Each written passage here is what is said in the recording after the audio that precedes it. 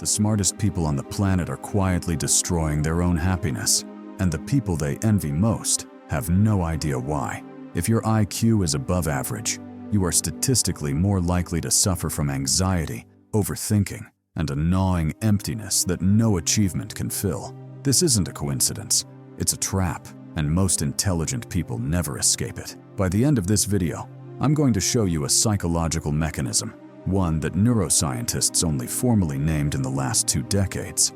That explains exactly why intelligent people sabotage their peace, why they romanticize simpler lives, and more importantly, the single counterintuitive shift that lets you actually live that simpler life without sacrificing who you are. Stay until the very end, because the last insight is the one nobody talks about, and it will change how you see yourself permanently.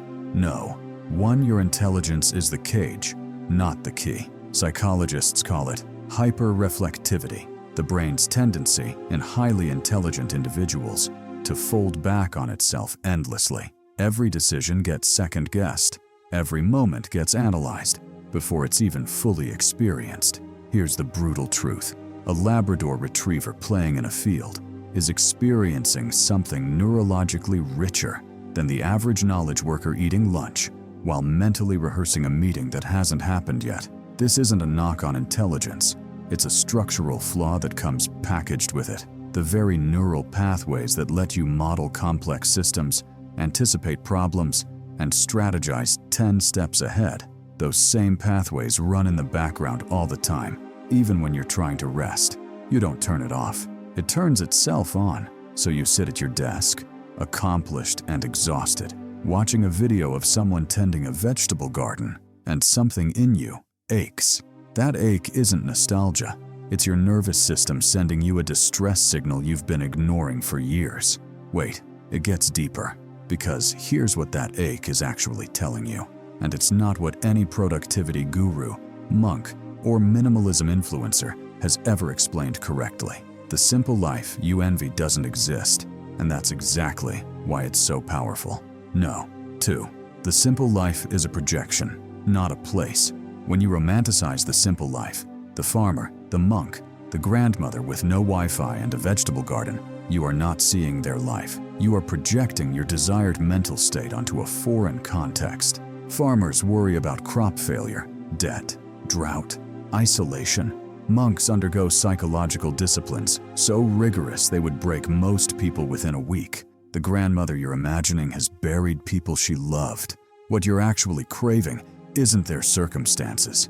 You're craving the mental quality those circumstances represent in your imagination. Presence, purpose, and freedom from the tyranny of endless options.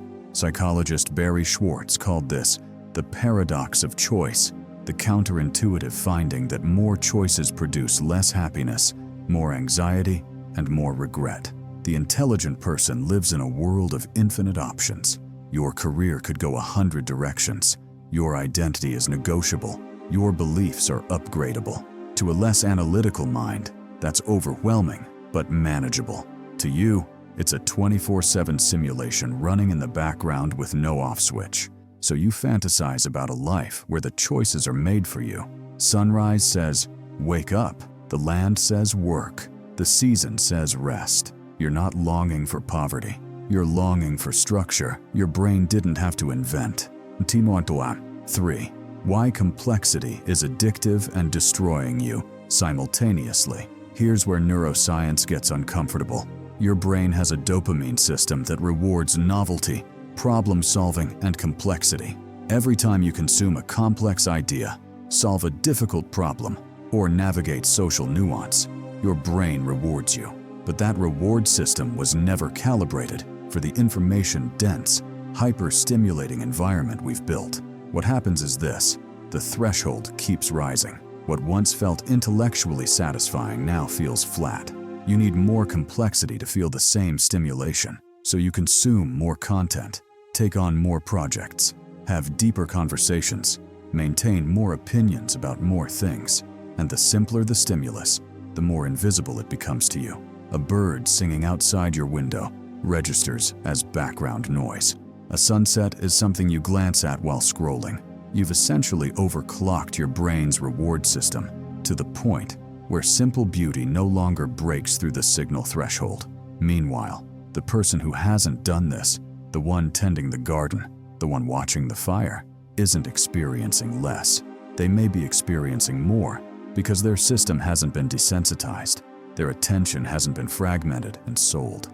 Their wonder is intact. That's the real inequality you're sensing. Not income, not status, wonder.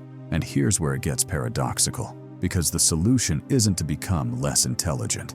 It isn't to move to a cabin or delete your apps. The people who actually escape this trap do something completely opposite to what every minimalism influencer tells you to do. No, forward-directed simplicity, the intelligent person's actual path. Researchers studying flow states, the condition of effortless, fully absorbed attention that both monks and master craftsmen report, discovered something the self-help industry quietly buried. Flow is not caused by having fewer things to think about. It's caused by having one thing to think about with precision. The carpenter in a flow state isn't less intelligent than you. They've done something more sophisticated than you.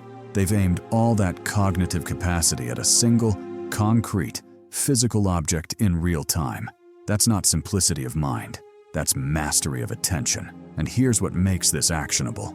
The intelligent person can access this state by engineering what researchers call complexity containers. These are defined domains where the scope is deliberately narrow, the feedback is immediate and physical, and the rules don't change mid-game. Baking bread, growing a plant, running a route, building something with your hands, learning a language until it flows. These aren't hobbies, they're neurological resets. What you're building is a context where your analytical mind has something real to grip, immediate enough that the hyper-reflectivity quiets, and bounded enough that you aren't drowning in optionality. The farmers and monks aren't free of complexity. They've organized their complexity into a shape the nervous system can handle, and you can do the same thing, not by leaving your life, but by redesigning a corner of it with this principle. No. 5. The one shift that makes simplicity permanent.